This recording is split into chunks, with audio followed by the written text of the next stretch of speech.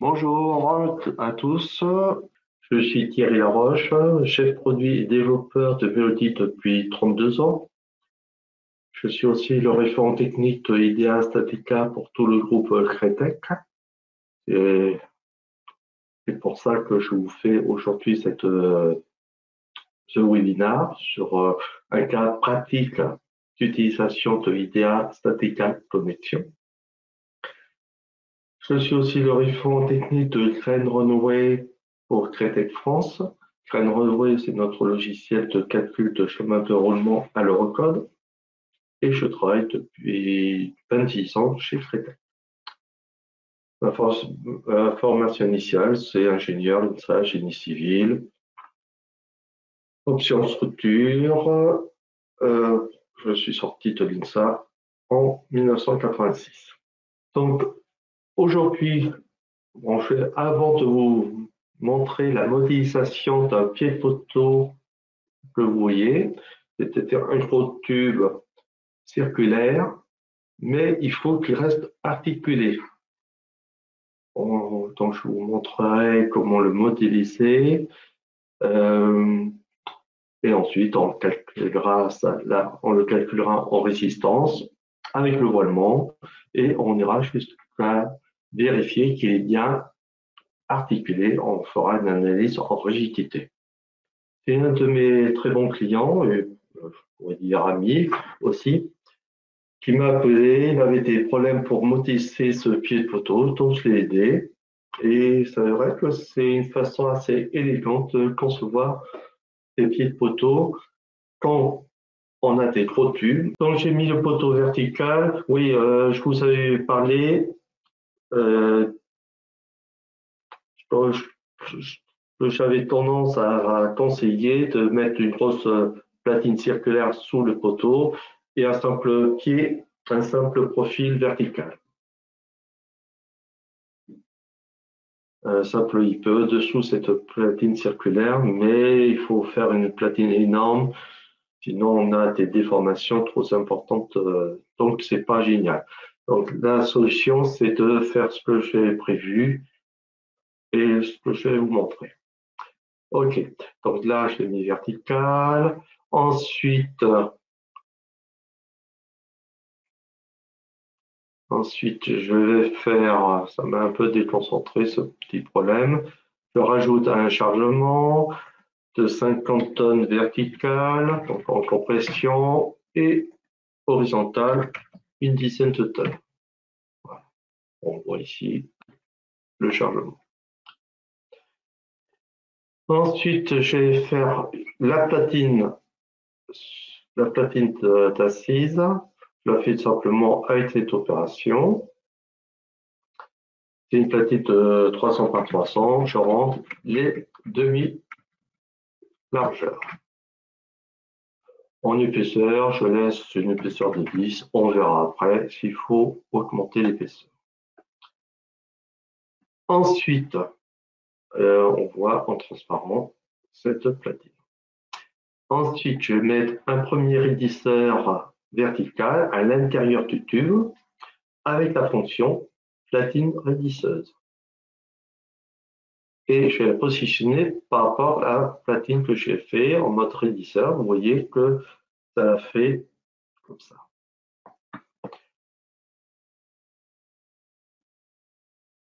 Donc, on peut regarder les vues de dessus. OK. Je vais d'abord annuler peut-être ici le débord ici à 0. Voilà.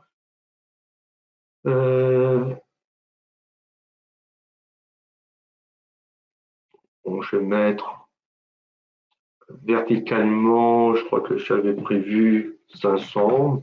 Mais bon, ça aussi, ça peut être affiné après calcul. Et ici, là, je vais mettre le demi-diamètre intérieur. Quelque chose comme 294, voilà, et 294, voilà. On verra ça éventuellement. Ah, c'est peut-être pas génial. Bon, je vais mettre 295. Ok. Oui. Contrairement à ce que je dis en formation, là, je vais travailler vraiment par rapport aux faces extérieures des barres, des parois. Je tourne ça à 85. Voilà. Ensuite, là, je ne vois pas de soudure, c'est que je l'ai mal positionné ici. Voilà. Si je vois, regarde dessous, en fin de compte. Alors, voyons, qu'est-ce que j'ai fait? Ah, non, c'est pas ici, la demi-hauteur, c'est ici. Voilà.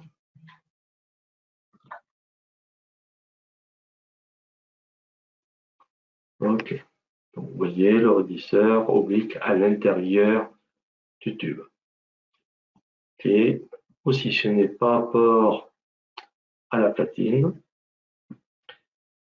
Après, ce que je peux faire pour mieux voir ces redisseurs, tout de suite couper le tube, le poteau à la bonne hauteur. Donc, pour ça, je vais utiliser une fonction de coupe. Je vais couper mon poteau, qui s'appelle M1, par rapport à la platine SP1, et mettons que je coupe à 200. Ensuite, je reprends le SP2 que je peux copier et donc je vais faire des demi-SP, des demi-redisseurs, ça, que je vais mettre à moins 45 pour le premier, voilà. Je coupe celui-là pour le mettre à 135. Voilà. Bon, jusque-là, tout va bien.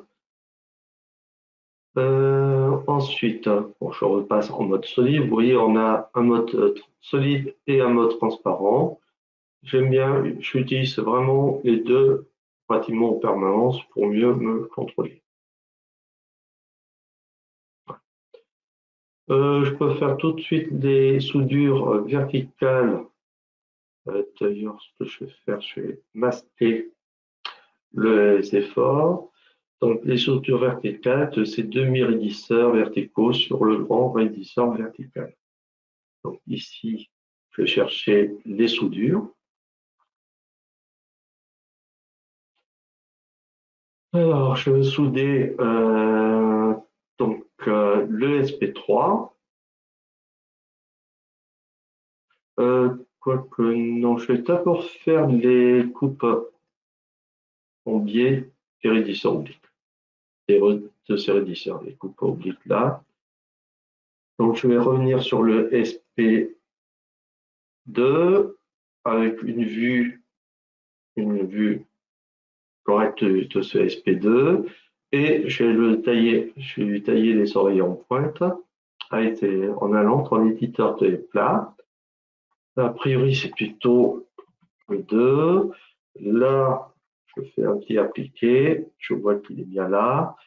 Donc là, ça doit être à peu près dans les 80 de dimension, voilà. Et l'autre, c'est les 200 mm de haut.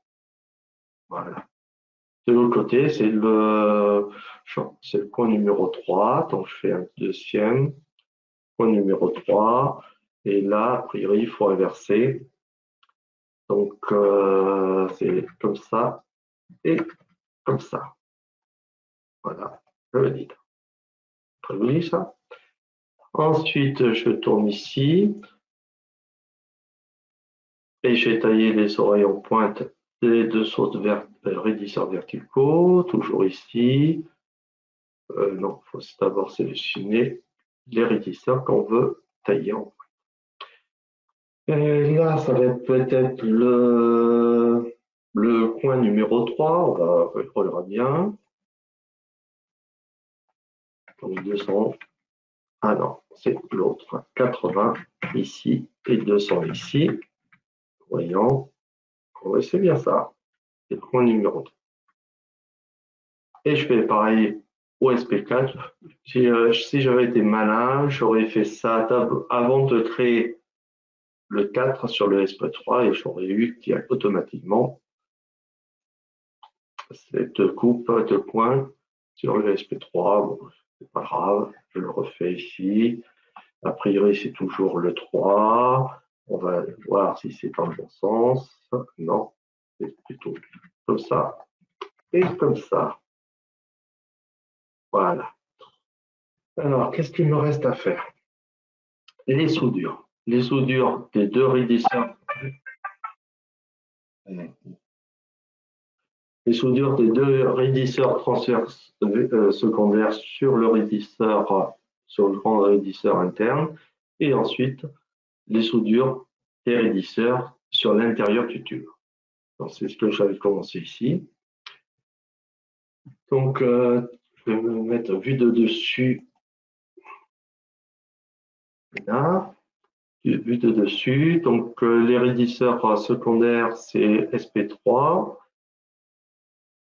Donc, c'est le SP3 sur le grand raidisseur qui est le SP2.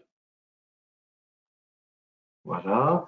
Et ensuite, il faut choisir, il faut rentrer le bon numéro de bord. Le bord numéro de bord, on va le voir en transparence. A priori, c'est le bord numéro 2. Voilà. Si je me mets vue de dessus, en solide,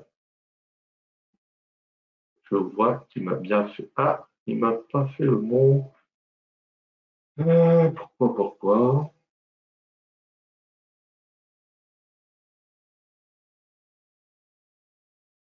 Ici, c'est bien le SP2, je veux bien me souvenir là, et là, c'est le SP3. Là, là.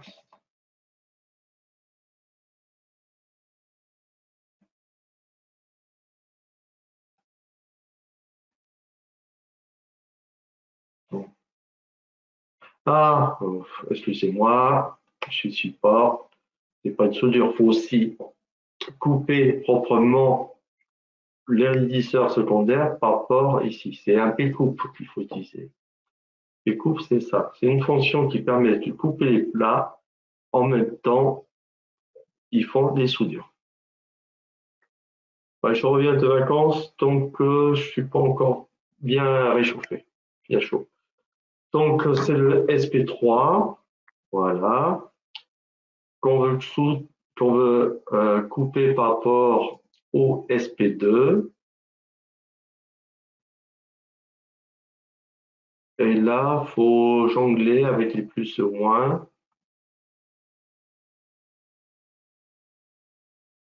jusqu'à ce qu'on aperçoit les soudures du bon côté. Et le petit trait ici, orange, qui est l'aimant fini qui modélise les soudures. Bon, voilà. Je copie ce P-coupe, cette opération de coupe de plat, et c'est le quatrième, c'est le SP4 que je vais couper par rapport au SP2, et comme c'est de l'autre côté du SP2, ça va être suivant l'axe plus positif. Voilà. Maintenant, il faut que je fasse mes soudures à l'intérieur du tube, mais là, je risque d'avoir des soucis, puisque le tube est segmenté et ça tombe pile sur mes raidisseurs que je soudais. Donc, faut que je m'arrange pour avoir des facettes qui tombent sur ces raidisseurs. Je ne peux pas tourner les tubes. Si je tourne le tube, avec la fonction rotation là, je vais tourner en même temps les efforts. Donc, je ne peux pas faire ça. La petite astuce, c'est de venir dans le paramétrage, et ici, de changer le nombre de divisions du tube, de façon à le nouveau maillage, vous voyez, tombe correctement par rapport à mes raidisseurs que je soudais. Donc maintenant, je peux utiliser des fonctions de soudure. Voilà, une première soudure. Donc le SP2, là, le SP2 sur le tube. En mode transparent, je vois que ici, a priori, c'est le bord numéro 2. Et de l'autre côté, ça sera le 6. Voilà ma première soudure. Je copie celle-là pour de l'autre côté, c'est le bord numéro 6 du SP2. Voilà. Et j'ai soudé les raidisseurs secondaires. Donc je copie le premier. Donc le premier raidisseur, c'est le SP3 sur le 6. Mais là, en mode transparent, je vois que c'est bord numéro 5. Voilà. J'aperçois un petit trait orange, donc c'est bon. On aperçoit qu'on est un peu en collision, mais c'est vraiment pas grave, puisque on est dans des éléments finis surfaciques. Donc, on travaille à l'épure pour réaffiner un peu. J'avais rentré comme valeur ici 295. On pourrait mettre 294, ça sera peut-être un peu plus juste.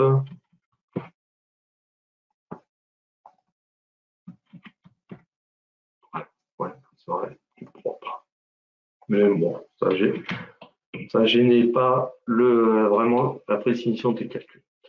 Ok, donc j'ai fait un premier, j'ai mis la soudure ici. Donc je copie ça pour souder le SP4. Voilà. Et je crois que j'ai fini avec mes soudures. Donc maintenant, tout va bien. Et bien maintenant, je fais mes tiges d'ancrage et mon massif. Donc c'est notre opération. Ici, donc j'utilise, je crois que du diamètre 20 en 4,6. C'est pas des boulons, c'est des tiges. Voilà, je perce seulement une plaque, c'est le SP1. Éventuellement, je pourrais mettre des cales, des cales et une platine précédée. Là, la longueur, bon, je vais mettre, je sais pas combien, 300, des plaquettes, voilà. Et il s'est mis là alors que mon effort horizontal est dans ce sens-là. Donc, je mets 0 ici et je mets 100 ici, moins 100 ici. Voilà. Mes tiges. Voilà, donc tout va bien. Le massif, bon, je vais peut-être mettre un massif des bords plus important. Voilà, mais c'est pas l'objet. Vu l'adhésion de charge, ça sera certainement un très gros massif, mais l'idéal connexion ne calcule pas le MSF. Pour ça, il faut notre logiciel de calcul de fondation. Les efforts horizontaux peuvent être passés soit par frottement entre la platine et le dessus du massif, soit par bêche, soit par les tiges. On va voir si on peut économiser une bêche. Je crois que j'ai fini. Et je lance le calcul.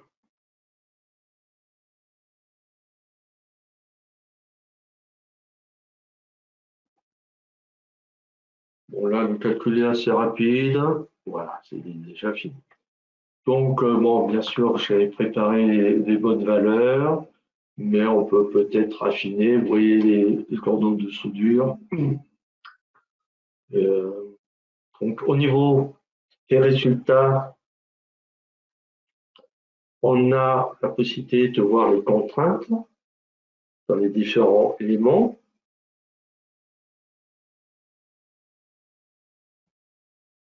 Soit dans la zone 3D, soit ici dans une zone 2D. On peut voir comme ça dans chaque élément. Même le tube qui va être déplié. Il y a une petite dissymétrie, ce qui est normal, puisqu'on a un effort tranchant qui est en un sens. Donc on obtient les contraintes équivalentes, les allongements dans le plat, et y compris la pression sur le massif. Les contraintes sur le massif.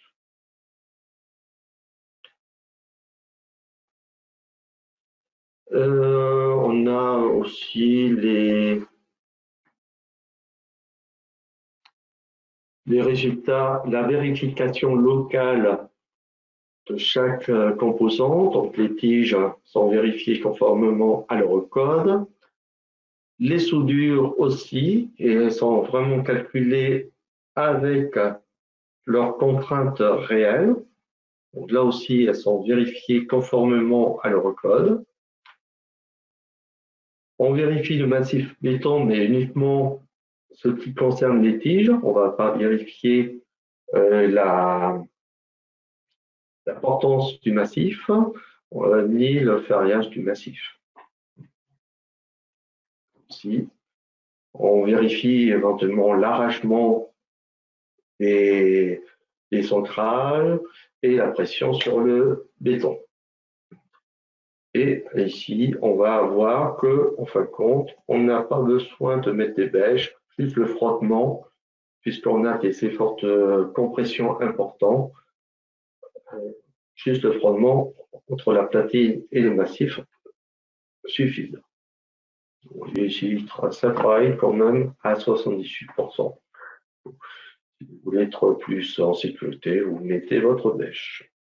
Ou éventuellement, vous essayez de faire passer ça par les tiges, mais si ça se trouve, elle ne passe pas. Ok.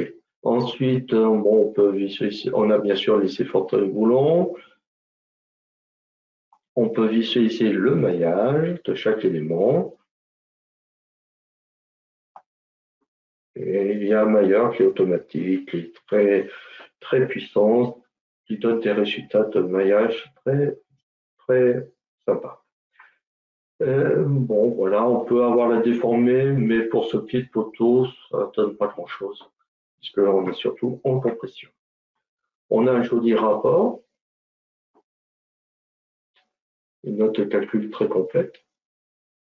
On n'a pas les formules de l'Eurocode concernant la vérification globale de l'assemblage. Ça, c'est notre logiciel de calcul d'attache classique. La modélisation d'éléments finis. Donc, on a les différents efforts et contraintes dans les plats directement issus du calcul par élément fini. On a une jolie fiche de traçage qui peut faire office.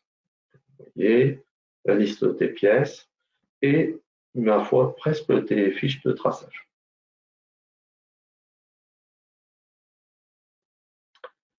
Donc là, j'ai fait un calcul de résistance pure au second ordre en tenant compte des lois de comportement non linéaires de l'acier, des boulons et éventuellement géométriques.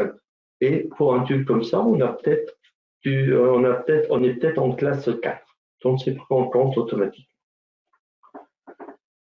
Maintenant, je peux lancer un calcul de voilement. Et donc, je vais avoir 6 modes de voilement. Ce qui nous intéresse, c'est le premier.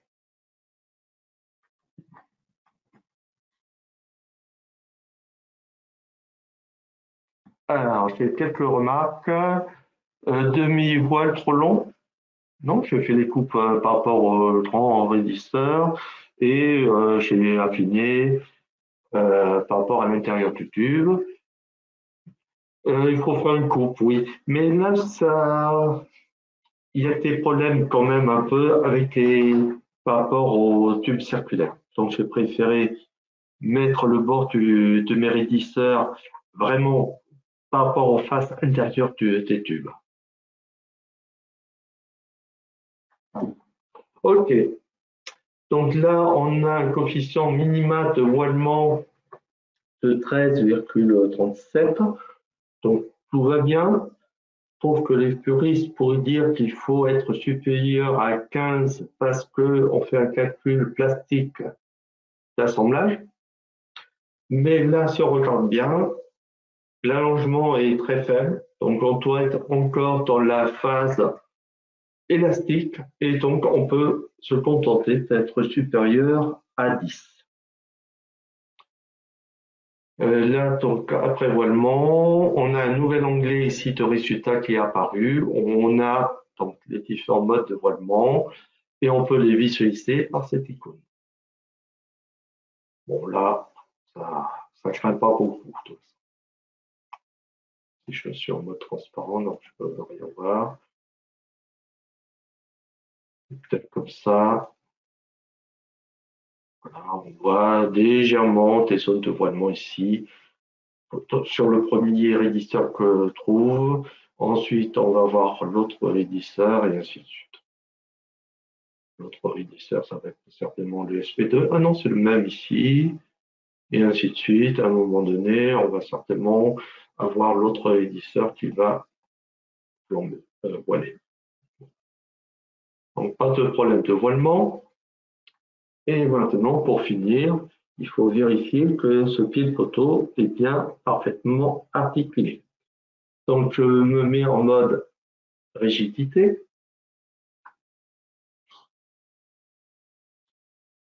Voilà. Donc, première chose, quand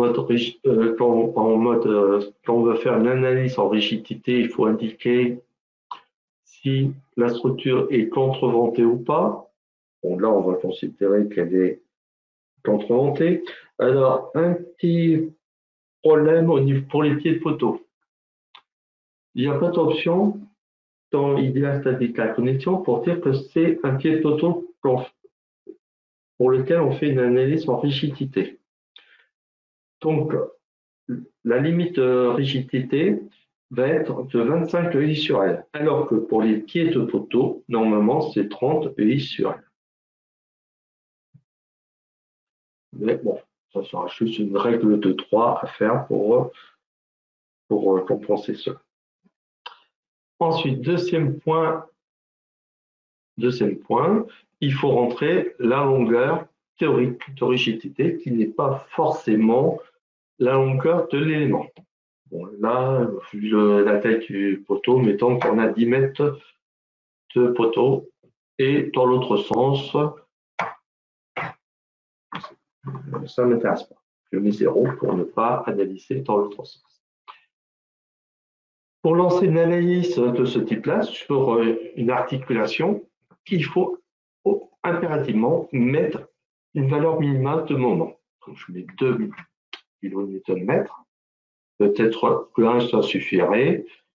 Si je laisse ça, non, ça va être bon. Éventuellement, je vais laisser tout ça. Juste, il faut penser à faire ça pour une articulation. Et ensuite, je lance le calcul. Ça va être un peu plus de temps que tout à l'heure, puisque là, il fait du calcul non linéaire et il enregistre point par point la courbe effort-déformation.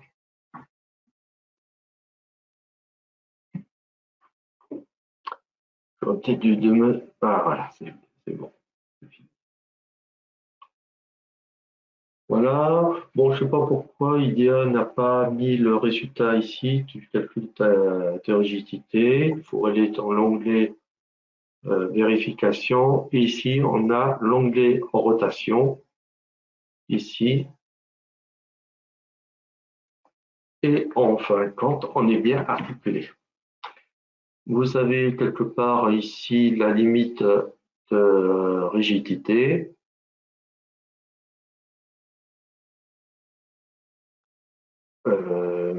Je crois que c'est celle-là. Oui, c'est ça, la limite de rigidité là. Donc, qui a été calculée avec 25 EI sur L. Donc, il faut faire une règle de 3 puisque normalement, c'est 30 EI sur L pour les pieds de poteau. Et comparer le résultat de cette règle de 3 avec les séquentes ici, mais vous voyez qu'on a une rigidité initiale et une rigidité séquente très faible. Donc, il n'y aura pas de souci après la règle de 3 sur cette valeur. Ah non, non, pardon, excusez-moi. C'est ici et on se moque de la rigidité, de la limite de rigidité ici. Ce qui compte, c'est la limite de rigidité d'articulation. Donc, elle est bonne, c'est 8,9. Donc, on est bien ici, en dessous de cette limite-là, 2,1 en dessous de 8,9. On pourrait même éventuellement élargir notre platine si on voulait. Ici, en principe, on a la courbe effort-déformation, mais comme elle est extrêmement plate, on ne voit pas grand-chose. Je crois que c'est fini. Donc, je reviens sur le PowerPoint, voilà. Et un petit rappel sur les nouveautés de la version 21.0. Il y a amélioré la modélisation en créant un concept de super aimant condensé. Ça éloigne les appuis de la fin de chaque élément connecté, ce qui permet de réduire la longueur des aimants pour le même résultat qu'avant, et donc ça réduit le temps de calcul de 30% à peu près. Et en plus, ça gère mieux le gauchissement des sections. Les maintiens sont plus loin, et donc on peut avoir un peu plus de moments de torsion, de gauchissement qui est envoyé sur les attaches. L'option Top of Steel, qui est très très intéressante, c'est ma préférée pour ces nouveautés. Ça permet de définir les dimensions des platines par les boulons. Quand on va rentrer les centrax de boulons et les pinces de boulons, automatiquement les dimensions de platine vont être recalculées. Jusqu'à maintenant, c'était indépendant. Analyse en fatigue. Donc ça, c'était la grosse nouveauté de la version 21.0. Mais ça s'arrête à donner les contraintes normales et tangentielles au droit des soudures dans les boulons. Et donc, c'est à vous de faire la vérification du détail en fatigue correspondant. J'espère que dans les prochaines versions, ça ira plus loin, ça fera automatiquement le diagnostic de la fatigue par rapport à chaque type de détail de fatigue. Position relative des éléments, ça aussi c'est pas mal puisque ça évite d'avoir à rentrer les décalages nous-mêmes des demi-hauteurs de profil, par exemple. Donc, je vais vous montrer ces deux-là, l'option Top of Steel et les positions relatives maintenant. Voilà, je pars sur un nouveau et je vais prendre simplement celui-là, oui, pourquoi pas. Donc, je vais prendre ça et là-dedans, je vais faire simplement une platine comme ça. Je prends un template, un gabarit de démarrage pour aller plus vite.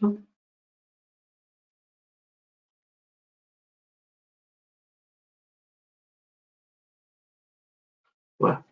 Donc, maintenant, pour un certain nombre d'opérations, de plats, vous allez avoir ici une nouvelle ligne. Non, c'est pas ici.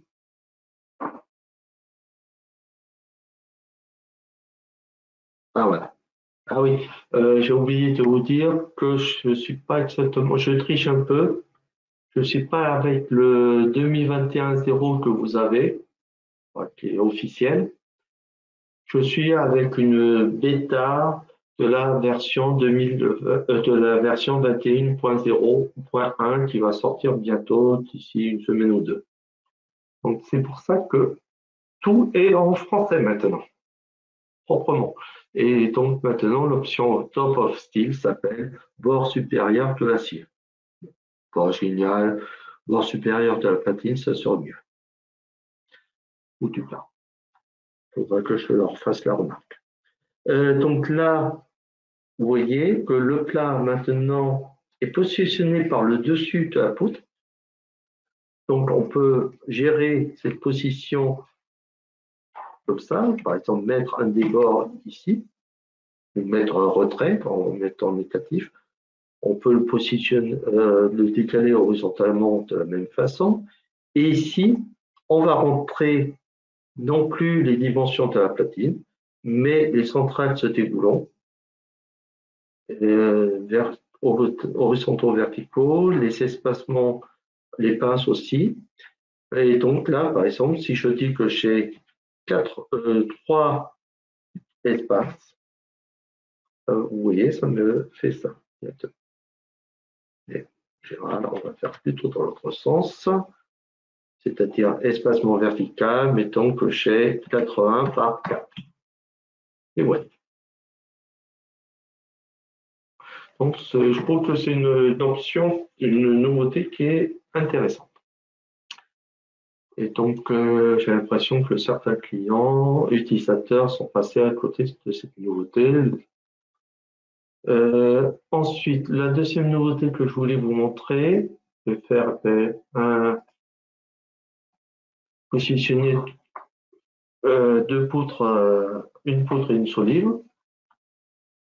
Par exemple, ici, donc un IPE principal en mettant 400.